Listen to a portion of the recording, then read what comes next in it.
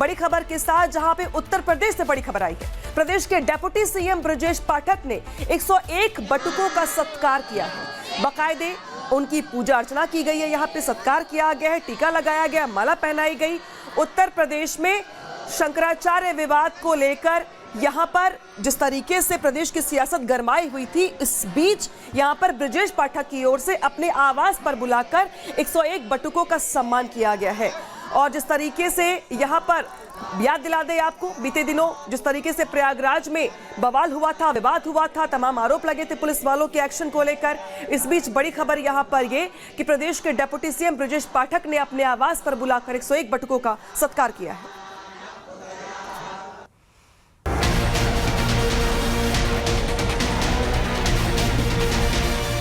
बटुकों का सत्कार, बड़ा सियासी संदेश, तिलक और फूल, ब्राह्मणों को प्रणाम।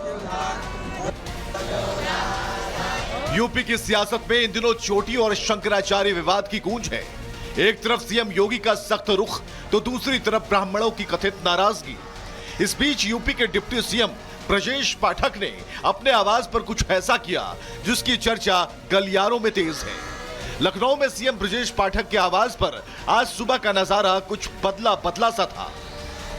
शंखनाद, वैदिक मंत्रोच्चार और 101 ब्राह्मण बटुकों का सत्कार। ब्रजेश पाठक ने अपने पत्नी के साथ नन्हे ब्राह्मणों को तिलक लगाया, पुष्प वर्षा की, उनके पैर पखारे। उप मुख्यमंत्री ब्रजेश पाठक के आवास पर भारी संख्या में बटुक ब्राह्मण पहुंचे, जहां पर ब्रजेश पाठक ने उन बटुक ब्राह्मणों का सम्मान किया, उनको चंदन लगाया, उनके ऊपर पुष्प की वर्षा की और उनका पूजन किया। भारी संख्या में यहां पर इसी आवास पर, चूंकि ये सरकारी आवास है, राजभवन कॉलोनी के नाम से यह आवास जाना जाता है।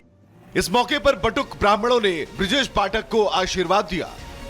तो वो बच्चे थे, बटुक थे, साधु थे, संत थे, और जिनकी शिखा पकड़कर खींचा गया है, ये गलत था। पाठक जी को आशीर्वाद ये दिया कि हम सभी लोगों के बारे में उनने बहुत अच्छा बोला, और शिखा हम लोगों की पंडित की शान है, हम लोगों की ब्राह्मणों की शान है शिखा।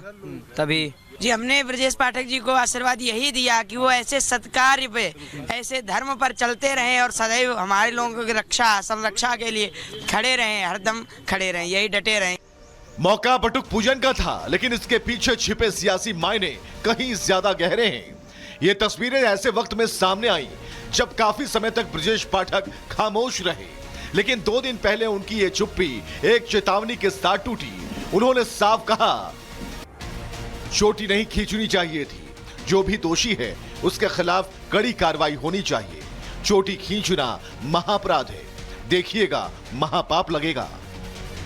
ब्रजेश पाठक ने भले ही शंकराचार्य का नाम नहीं लिया, लेकिन उनका इशारा साफ था। आज बटुकों की पूजा कर उन्होंने इसी बयान पर अपने एक्शन की मुहर लगा दी। सियासी बिसात पर यह दांव इसलिए जरूरी था क्योंकि 13 फरवरी को सीएम योगी ने विधानसभा में 2 टूक कह दिया था, हर कोई शंकराचार्य नहीं लिख सकता। शंकराचार्य नहीं लिख सकता। हर व्यक्ति हर पीठ के आचार्य के रूप में जाकर के जहां तहां वातावरण खराब नहीं कर सकता। उन मर्यादाओं का पालन सबको करना होगा। इस पर पलटवार करते हुए अभी मुक्तेश्वरानंद महाराज ने भी सरकार को प्रमाण पत्र न बांटने की नसीहत दे डाली।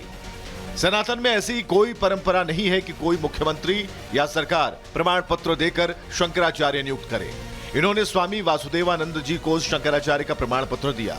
उन्हें हाईकोर्ट और सुप्रीम कोर्ट ने रोक रखा है। कोर्ट बार बार कह रही है कि इन्हें शंकराचार्य ना कहा जाए। बड़ा सवाल है, ब्रजेश पाठक ने बटुक पूजन के जरिए क्या संदेश देना चाह रहे हैं? क्या उनका संदेश सीएम योगी के लिए है? सवाल यह भी है, क्या ब्रजेश पाठक ये पूजन किसी के इशारे पर कर रहे हैं? बेशक राजनीति में कोई भी कदम बिना मकसद के नहीं होता। ऐसे में ये ब्रजेश पाठक के इस कदम की चर्चा पूरे सियासी महकमे में है। Bureau report, Republic Bharat. तो आज ब्रजेश पाठक के आवास पर 101 बटुकों का सम्मान किया गया, सत्कार किया गया। लेकिन याद दिला दे आपको, जिस तरीके से भी मुक्तेश्वरानंद और प्रयागराज प्रशासन के बीच हमने बीते दिनों विवाद देखा था, उसको लेकर समाजवादी पार्टी ने बीजेपी के भीतर अंदरूनी कलह के आरोप लगाए हैं। समाजवादी पार्टी क्या कुछ कह रही है, सुनवाते हैं आपको। ब्रजेश पाठक जी ने बटुकों का सम्मान किया। समाजवादी पार्टी समझती कि उनके दल को भी सम्मान करना चाहिए। अगर पाठक जी सम्मान कर रहे हैं तो उनके दल द्वारा जिस तरह से सदन में बयान दिया गया, पाठक जी वहाँ मौजूद थे, पाठक जी को उसका भी विरोध करना चाहिए था। और सवाल इस बात का है कि आप डिप्टी सीएम हैं, आप कहते हैं कि कार्रवाई होनी चाहिए, गलत हुआ। सवाल ये कि कार्रवाई करेगा कौन? अगर आप ही सरकार में हैं, आप ही डिप्टी सीएम हैं, आप ही कह रहे हैं कार्रवाई होनी चाहिए, तो सवाल ये कि कार्रवाई कौन करेगा? साधु संतों का अपमान हुआ है, कार्रवाई कौन करेगा?